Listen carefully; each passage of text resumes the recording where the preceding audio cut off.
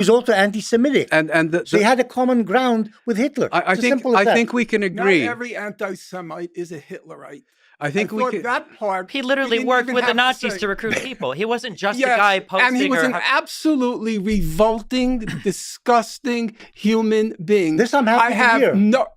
But the problem is you're saying that Husseini was his influence. You're saying the Mufti was... I don't even understand, of all the crimes you want to ascribe to the Palestinian people, trying to blame them directly, indirectly, or indirectly 3 times removed for the Nazi Holocaust is completely lunatic. Hold on. Wait, he's not blaming them for the Holocaust. He's saying that from the perspective... No. He's saying that from the perspective of Jews in the region, Palestinians would have been part of the region. That is exactly You have not read him. What he said. I've read him. You don't understand him. He's sitting right here. Believe me, I'm a lot more literate than you, Mr. Borelli. I'm going to believe the guy that wrote the stuff. You read what Wikipedia said. That's great. And you don't even speak Hebrew, and you call yourself an Israeli historian. Include the plural.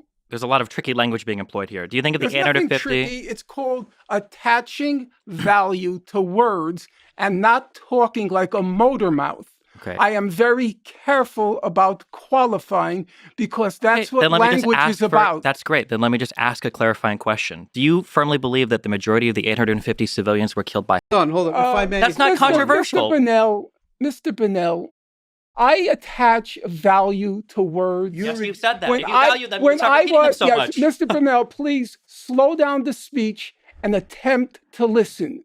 They literally did. You can Mr. Google Borelli, it. with all due respect, you're such a fantastic moron. It's terrifying. That wharf was filled with journalists. There were scores of journalists. That was an old fisherman's shack. What are you talking about? It's so painful. It's so painful to listen to this idiocy. And to be clear, on the other side, you're implying that a strike was okayed on the Israeli side, where they said, we're just going to kill 4 Palestinian children today for no reason. Do you believe that? Do you believe that? Do you believe that? Right, as you said, there was a hotel of journalists. Do you think that they were out to kill 4 children? Here we go. You will never answer that I question. will answer the question. The pilots were out to kill 4 children. And it was approved because that was a strike. That was a drone strike. So it was approved all the way up the chain that we're going to kill children today. We're going to kill Palestinian children today. You want me to answer, or do you want your motor mouth to go? Okay, answer. In 2018, there was the Great March of Return in Gaza. By all reckonings of human rights organizations and journalists who were there, it was overwhelmingly nonviolent. But organized by the Hamas. Whoever organized it. It's organized by Satan. Let's start with that. Hamas. Okay, by Satan. Yeah. I agree. Let's go for the big one. The big Megillah. It's Satan. Okay? Overwhelmingly organized, overwhelmingly nonviolent. Resembled at the beginning the first Intifada. They represent the first. Okay, not bombs. But they tried to make holes in the fence. Okay, obviously. Let's continue. Yeah. So, but I'm not sure Israel behaved morally in that respect. Okay. No. Wait. I'm willing to grant you that. Please. I'm willing to grant you. Allow me to. You don't have to pursue it because I'm willing to grant. Allow me to finish. I don't know anything about this. I'd like to. Okay. So, as you know, along the Gaza perimeter, there was Israel's best trained snipers. Correct? I don't know best trained. There were snipers. Fine. Snipers. Okay. All right. Because, laugh. It's hilarious. The story is so funny. You're lying about it. The Great March of Return had aspects of violence to it. According, even the UN says it themselves. Okay. But you only collect what the UN says that you like. You see, the problem, Mr. Morelli, is you don't know the English language. I can read from the UN website itself. In regards to the Great March of Return, they said, while the vast majority of protesters have acted in a peaceful manner, during most protests, dozens have approached the fence attempting to damage it, burning tires, throwing stones and Molotov cocktails towards Israeli forces, and flying incendiary kites and balloons into Israeli territory. The latter resulted in extensive damage to agricultural land and nature reserves inside Israel and risked the lives of Israeli civilians. Some incidents of shooting and throwing of explosives have also been reported. Talk fast. So people think that you're coherent. I'm just reading from the UN. Yeah, but you see, I know you like them sometimes, only when they agree with you, though. You got the months wrong. We're talking about the beginning in March 30th, 2018. You just described that march as mostly peaceful. Okay, allow me to finish. So there were the snipers, okay? Now you find it so far-fetched. Israelis purposely, deliberately targeting civilians? That's such a far-fetched idea. An overwhelmingly non-violent march. What did the international investigation... It wasn't a march, it was a campaign which whatever went you want to call for months. Whatever you want to call it. For months. Yeah. What did the UN investigation find? Well, he just read it to you. I read the report.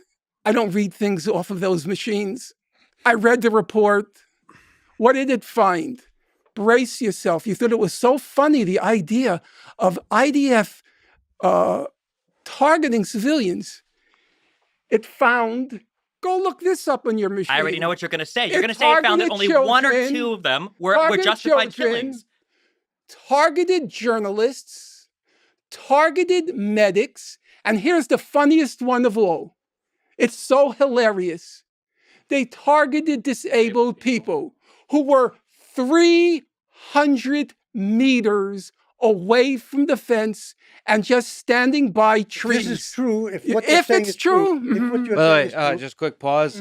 I think everything was fascinating to listen to, except the mention of hilarious. Nobody finds any of this hilarious. And if any of us are laughing, it's not at the suffering of civilians or suffering of anyone. It's at the obvious joyful camaraderie in the room. So I'm enjoying it, and also the joy of learning. So thank you. Levels of the IDF signed off on just killing. I have no idea what. That's great. If you don't understand the process, then let me educate you. I can tell you. I do understand the process. I'm telling you. I'm trying to explain you right now. Yes. It's basic military. You can ask anybody that's talked about Wikipedia. Can you tell me what your knowledge of the IDF is? You can talk to people who work in the military. What's your knowledge of the IDF? Your audience can look this up. Do you think that bombing and strikes are decided by one person in the field? Do you think one person is in control of an airplane or a drone strike? As a pilot doesn't do it on his own. Strike cells have entire apparatuses that are designed to figure out how to strike and who to strike. So when you say that 4 children are targeted, you're saying that a whole apparatus is trying to murder 4 Palestinian children. You make my argument better than me. Ridiculous argument. Because, really,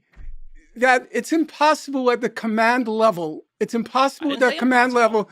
But you said that they couldn't have done it at the bottom if it weren't also at the top. You don't understand the strength of the claim that you're making. You're saying that from a top-down level, that lawyers, multiple commanders, and all these people signed off not tell me what I don't understand. 4 Palestinians. It's true. Children. It's true. I don't spend my nights on Wikipedia. I read books. I admit that as a single waste of time. Yeah, I know books are a waste of time. With all due regard, for you they are. The only thing you take from them are 2 or 3 quotes that you use to approach people. I completely respect the fact, and I'll say it on the air, as much as I find totally disgusting what's come of your politics, a lot of the books are excellent. And I'll even tell you, because I'm not afraid of saying it, whenever I have to check on a basic fact, the equivalent of going to the Britannica, I go to your books.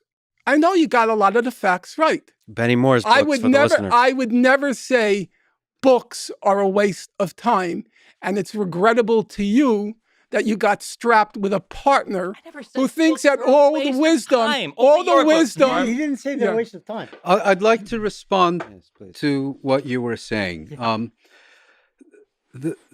I think the question that we're trying to answer. I think you don't understand Israel, you know. Let me finish, really please. Understands Israel. I think we're how all it works. The quotes, the misrepresentation that South Africa does and their case about all of these horrendous quotes, in my opinion, borders on criminal. Well, 16 ICJ judges disagree. That's fine if 16 ICJ judges disagree, but I'm going to give incompetent.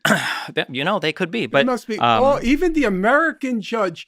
She must have been awful incompetent if she was unable to see the misrepresentations that Mr. Bonnell, based on his Wikipedia entry, was able to find. So this is based on the official ICJ report that was released. I'm not sure if you read the entire thing or not. I read every that's great. aspect. Did you go through and actually identify any of the sources for the underlying quotes? Actually, brace yourself for this, and Moeen could confirm it.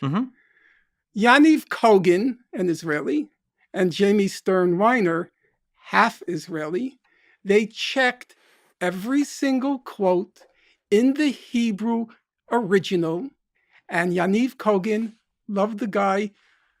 He has terrifying powers of concentration. He checked every single quote. Is that correct, Moeen? And Jamie checked every single quote in the English, in the context. And where there were any contextual questions, they told us. I think they found one. Yeah, I think they found one. So I do not believe that those 15 judges, it was 15-2. 16-2, I think. They're 15 on the court plus 2, so it's 17, so it's 15-2. I don't think those 15 judges were incompetent, and I certainly don't believe the president of the court, an American, would allow herself to be duped. Okay. Because let me read. You might recall, Mr. Burrell. Mr. Burrell. I want to read one. Let him read. Sure. So plausible. That is not true. That is not what plausible means. It is absolutely not. You're dead wrong. Mr. Borelli, please don't teach me about the English language.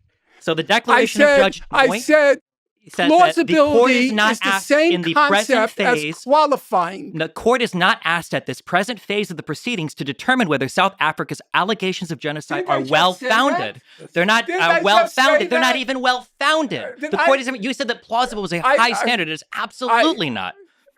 It is a misrepresentation of the strength of the case against Israel, just like the majority of the quotes they have in this case are. And also, you said it was an extremely well-founded case. They spend like 1/4 of all of the quotations, some even pulled from the Goldstone report, that try to that actually deal with the intent part. Which is, by the way, I think you guys, I don't know if you use the phrase, the dolo specialis, that the intentional part of genocide. Sorry, I don't know that term. I think it's called dolo specialis. It is the most important part of genocide, which is proving it is a highly special intent to commit genocide. It's possible that Israel could. That's mens rea. No. The mens rea, yes, I understand the state of mind, but for genocide, it's called dolo specialis. It's a highly special intent. Did you read the case? Yeah. It is a highly special intent. I'm going to ask you again. Genocide. Yes. Please stop displaying your imbecility. Okay, I'm sorry if you think the Declaration of the Judge is imbecile. Don't put on public display that you're a moron. At least have the self-possession to shut up. Did I read the case? Putting my display on camera. You're comfortable putting yours in books. Okay? I read the case around 4 times. I read all of the majority opinion, the declarations. I read Aaron Barak's declaration. Then why are you lying and saying plausible is a high standard?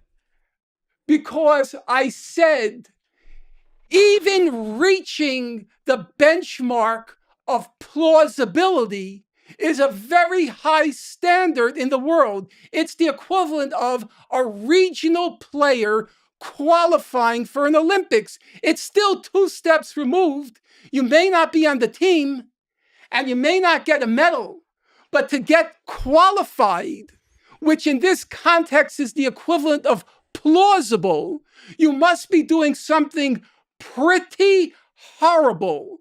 As it happens, Professor Morris, there was no genocide. That's what the court will rule. Remember what I just told you. The court will I don't rule expect to be even around when the court reaches its final decision.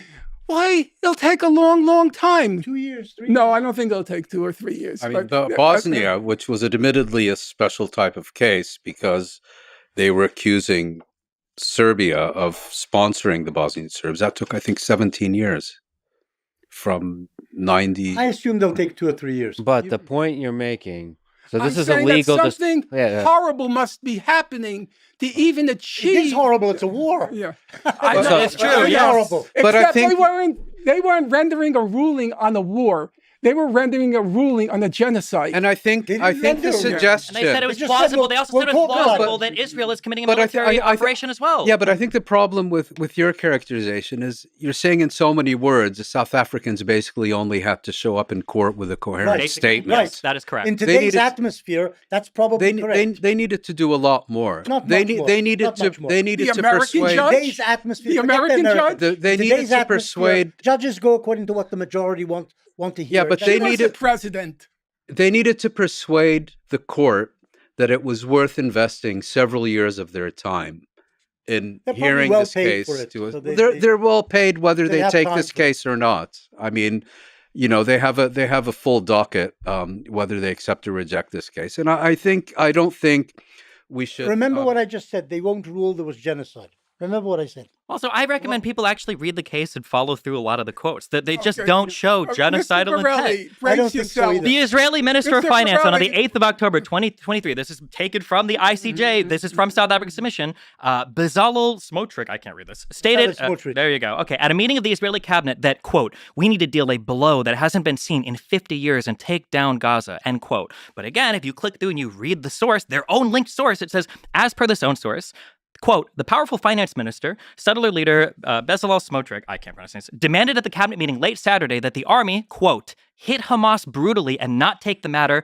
of the captives into significant consideration, end quote. Quote, in war, as in war, you have to be brutal, end quote. He was quoted as saying, quote, we need to deal a blow that hasn't been seen in 50 years and take down Gaza, end quote. You can't strip the quotation of Hamas, a entity they're at war with, and then pretend that there's genocidal intent. That's not how it's... That's not genocidal intent. So when the Ukrainians say we need to defeat Russia... That's not genocidal. No! When Ukraine says we need to defeat Russia, is that genocidal? Do they mean killing all Russian citizens? Professor Morris, here's another one. When the defense... Yeah, ridiculous? Yes, ridiculous. The American judge... He also doesn't determine policy. The American judge read... You are holding the American judge to, Well, she was the president. Because he'll appeal to authority when it agrees with him, and we won't deal with the actual facts of the matter, ever. Okay. The American judge read several of the quotes. Look at the American Supreme Court today. They may support Trump. It shows you how worthy American judges Professor Morris, without going too far afield, if you heard a statement by the defense minister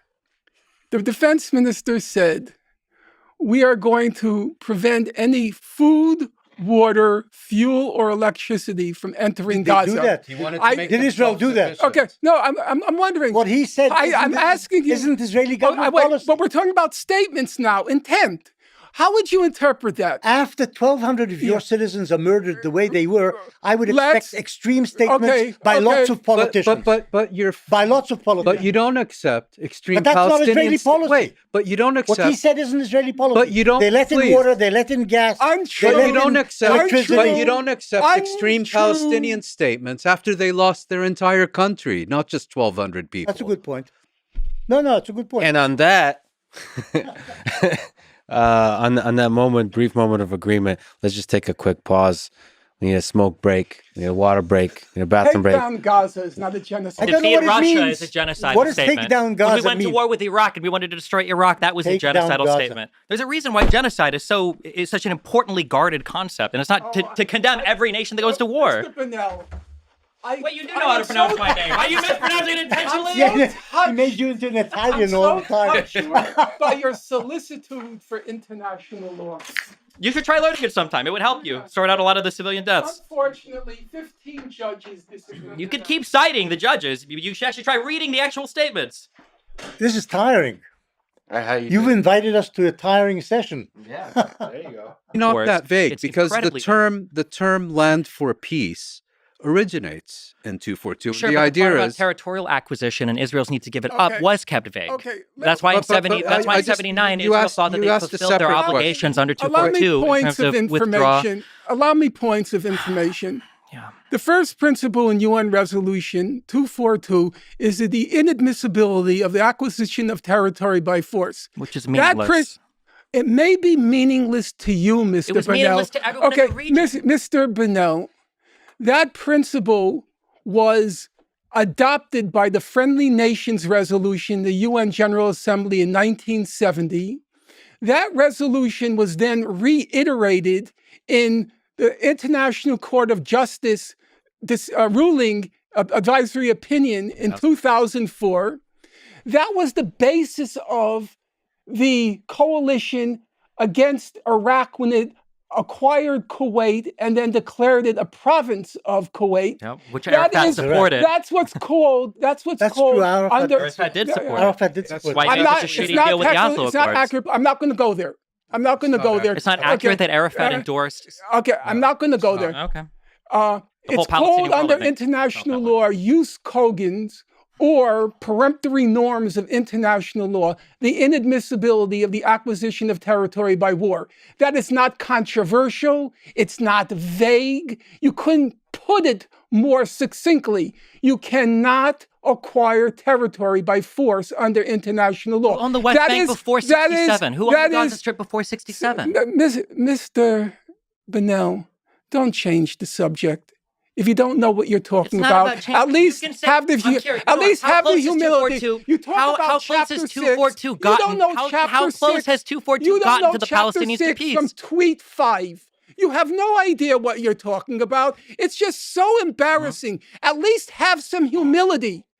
Between us, we've read maybe 10,000 books on the topic, and you've read 2 Wikipedia entries, and you start talking about chapter 6. Do you know what chapter 7 is? Answer me. Do you know what chapter 7 is? Answer me a question. How close has 242 gotten the Palestinians to a state? How close has the 2004 advisory opinion gotten the West Bank settlement? What's your alternative? The alternative is not this, whatever this making money off the conflict is. The actual alternative, Destiny should talk about making money off your of media idiocy. blitz, where you go and talk to 50 million different people Your about your earlier awesome point. But he has a point there. The issue is you have all to these negotiate. resolutions have gotten the Palestinians no Nothing. closer Yeah, but hold on to a a second. state. Because they haven't been enforced because of the U.S. veto. They're not going to be enforced. Well, wait. Okay. Nowhere. If I may. You know what, Professor Professor Morris? Talking about the case for genocide. Professor Morris, because of your logic, and I'm not disputing it, that's why October 7th happened. Oh my God.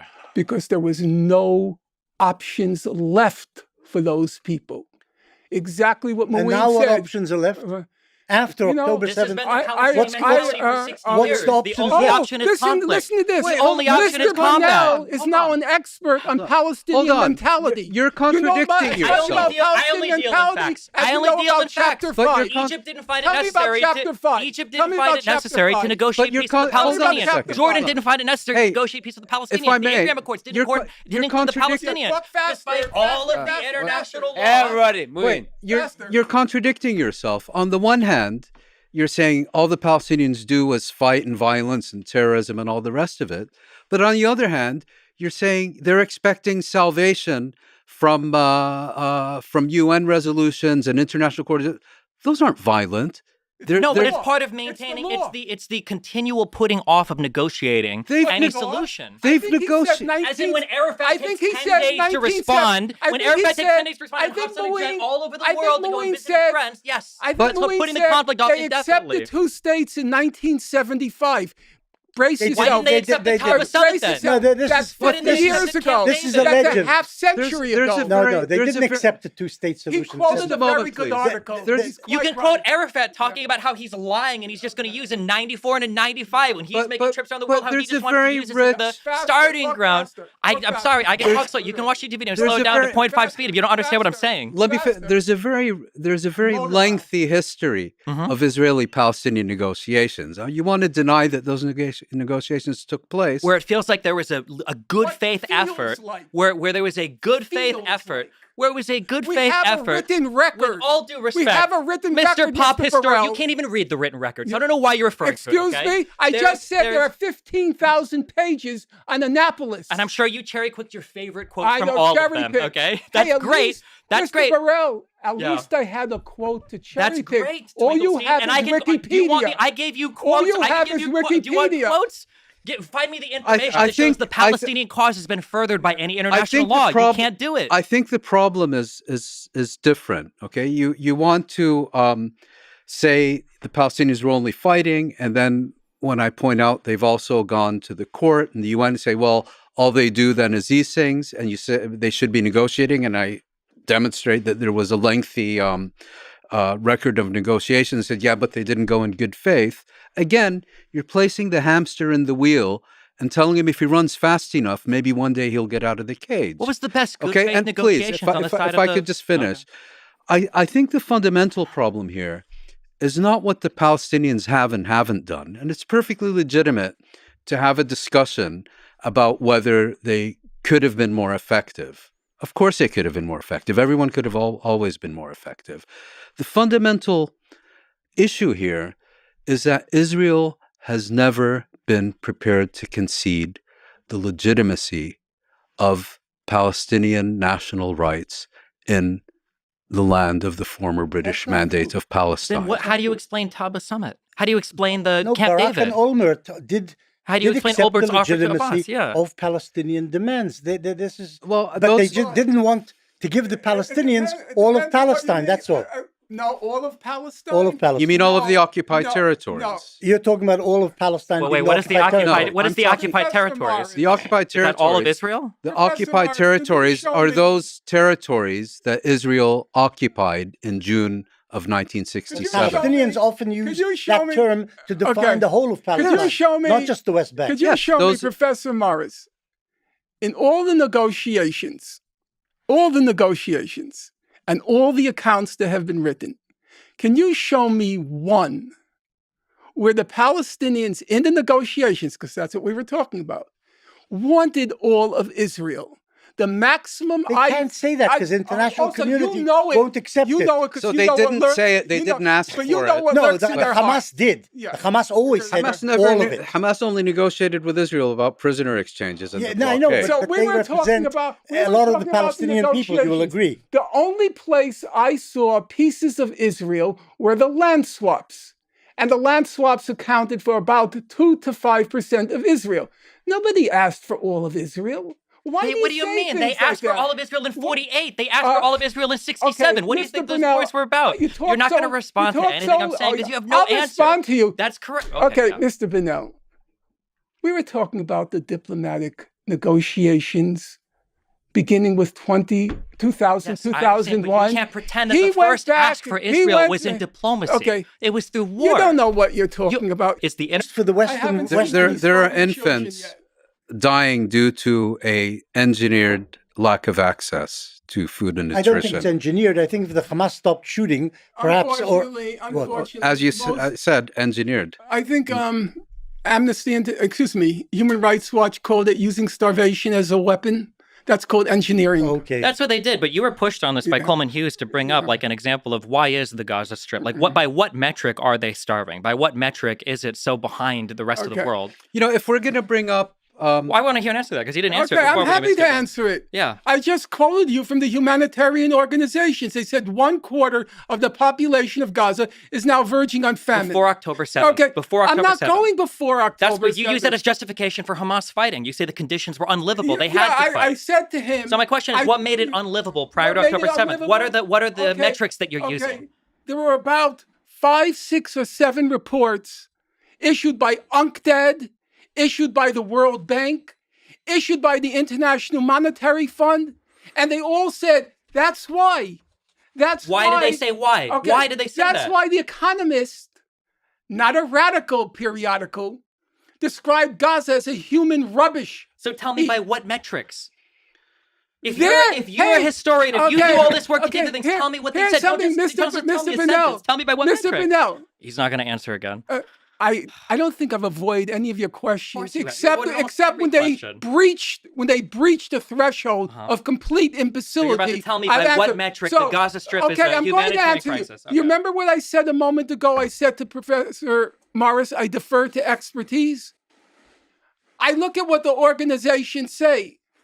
I look at what the United Nations High Commissioner for Human Rights said. That you don't know. You don't know or you don't care. Okay, I don't that's know. fine. Do you know how complicated?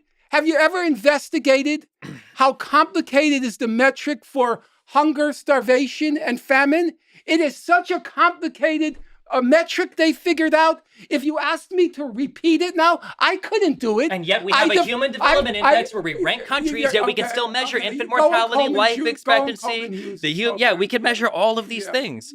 Moron?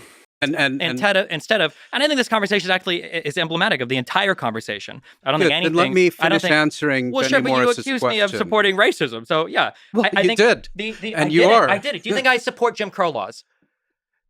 Look, the fact that you can't even answer that honestly, it doesn't matter. You say that 800 civilians were killed by Hamas. You said, well, maybe 400 were killed by Israel. No, I don't know the number. Maybe no, I didn't say that. You said 400. No, I didn't. You co-signed the opinion. No, I didn't. No, I didn't. Oh, well, wait. How many? What do you? I think the word was some. That's what I heard. No. Well, you weren't listening. How many people do you think approximately, if you had to ballpark it, how many do you think were killed by Hamas on October 7th? I think it's pretty clear that the majority of civilians that were killed. 51%? Or 90%? Don't ask me to put a number I just want on a ballpark. something Those are I two don't very know. different intuitions. First of all, when you say Hamas, do you mean Palestinians or do you mean Hamas I mean the invading specifically? Palestinian force. I don't like to say Palestinians because I don't think all Palestinian civilians were involved. No. In fact, I'll say Hamas, Islamic Jihad, whatever. But that's how this discussion started. You said Hamas, and I began to answer that, and then Benny Morris said actually he means Hamas in addition to Jihad and the others. So of the invading Palestinian force, how many do you think killed civilians versus the IDF? What do you think of the ballpark, the percentage? Well, the figures we have are that about a third of the casualties on October 7th were military. That's and not about what I asked at all. were. What's your question? What percentage of civilians do you think were killed by the invading force? I think a clear majority, but I can't give you a specific figure. If you thought it was closer to 51% or 99% were killed by... Why would he know that? How would he know because that? it's interesting to actually stake out a position. It's interesting. If you want to be completely totally agnostic on it, that's fine. Based on complete ignorance, because we don't know, Professor Morris doesn't know, Moeen Rabbani doesn't know. And yet you can speak with absolute certainty that the IDF is targeting and murdering Palestinian children intentionally. Do you see the double standard? No, I don't. You see? I know you don't. It was a rhetorical question. Obviously you don't. You know why? Because you're uneducated on the matter. I looked at the UN report. I looked at the Goldstone report? No, the UN report on the Great March of Return in 2018. And they said that the snipers were targeting children, medics, journalists, and disabled people. Just as they are now in this conflict. Exactly. No, more journalists have been killed in the last several months in Gaza than in any other conflict. And then in all of World War II. Do you acknowledge that Hamas is not killing journalists in the Gaza Do you Strip. agree that they operate in civilian uniforms, that their goal is to induce that confusion? That's the way that they conduct themselves militarily? Let me finish my point. More journalists have been more UN children. He doesn't want to hear it. So no, because it's you're not having a material, a substantial. It is virtue signaling. Yes, like when you say children over and over again, that's virtue signaling. How many Israelis were killed? That's not virtue signaling, because that's human life. I don't care if 100 are killed or 1,000. You just interrogated him. 51%, I'm curious who you're assigning. The question, yes, that's not the number. That's the responsibility norm. And then Moeen mentions that more journalists were killed in Gaza than in all of World War II. That doesn't further any part of the more conversation. Medics were killed. No, that's silly. And then he says it's virtue signaling. In the area. But when Israelis get killed, that's serious. I never said it's serious on both sides. I'm not virtue signaling. I'm asking a substantive question of who do you assign blame to, or do you play into Norm Finkelstein's conspiracies that the ambulances should have known immediately who was dead, that the numbers were changed because they were fake, or that maybe 51% of the people were killed by Hamas and Islamic Jihad, but 49% were killed by IDF helicopters. You asked me a direct question, and you got a direct answer. I didn't. I got majority, which could be anywhere from 51 to 99. A clear majority. What percent is a clear majority? As opposed to always a they live in ambiguity. A clear majority, in my view, is well over 50%. Please don't ask me to be more precise. Because you could say 80, 90, 95%. If I knew that, I would say it. I think it's reasonable. It's a reasonable. Perhaps it is, but You're not the best person to be asking that question. You know, I read when you described Operation Defensive Shield, and you said a few dozen homes were destroyed. You're talking about what happened in Jenin refugee camp. And you said... No, the Arabs said 500. You guys said 500 Palestinians were killed in Jenin. I never said that. That was the statement of the PLO, the Palestinian Authority. You said a few dozen and that there were massacres there. There were a few dozen homes. Yes, a few dozen homes. Yeah. Well, it turned out 140 buildings were destroyed. 5,000 people were left homeless.